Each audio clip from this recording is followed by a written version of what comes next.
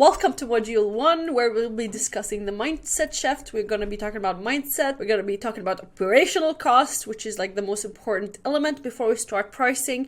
And also we're going to be speaking about how much is too much, how little is too little. Many of us, what we do is we actually focus on the problem itself, so the confusion around pricing, but we don't look beyond the lacking of clarity on how to price. But we often forget that there's a lot of subconscious beliefs that control how we feel about money and how we discuss money. And there's no reason why we shouldn't feel comfortable talking about pricing for our services, because by the end of the day, this is a very, very important thing to remember, is that you can always replace money, but you cannot replace time. The time that you place working on a project will forever be gone by that project. The client can always earn more money, and this is such an important thing to remember. I hope you're not one of those people who will skip this part, because we're going to be doing some subconscious work.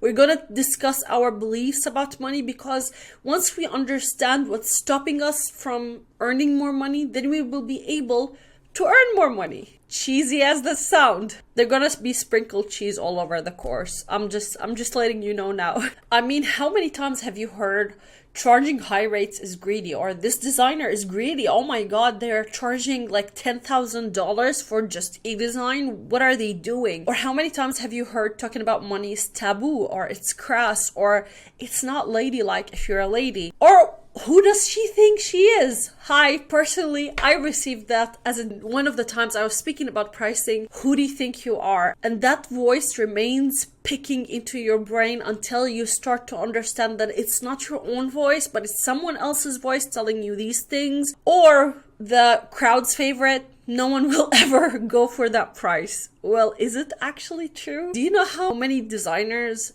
really charge like full price and they thrive in the business? So none of these things are true. Charging for what you're worth is not greedy at all.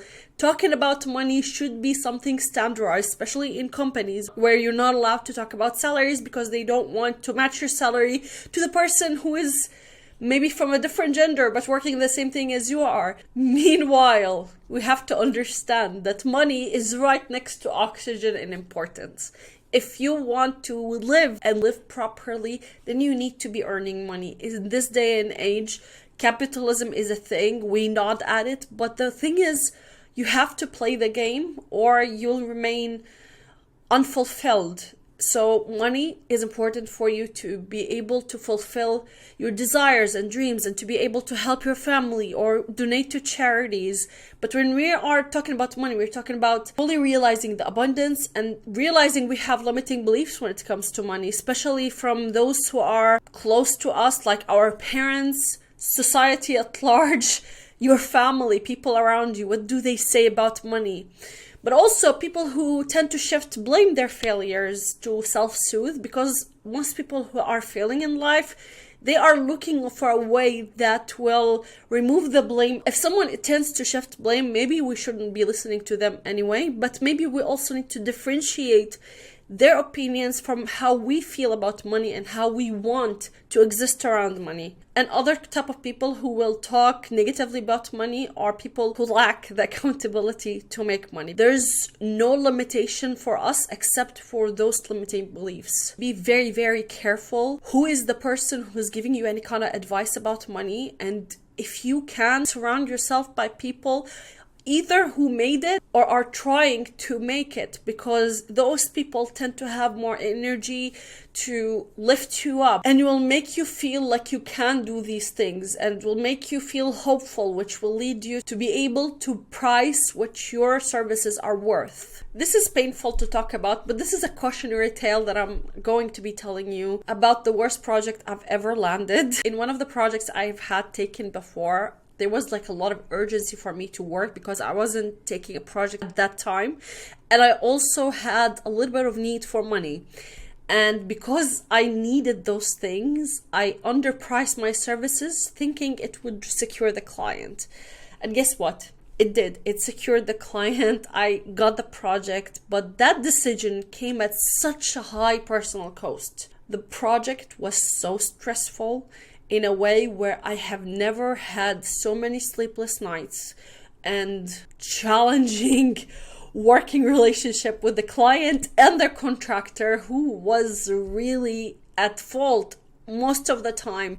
I had evidence to support that. I began that project from a place of lack. I was not confident about my price. I felt like I should undercharge to get that project.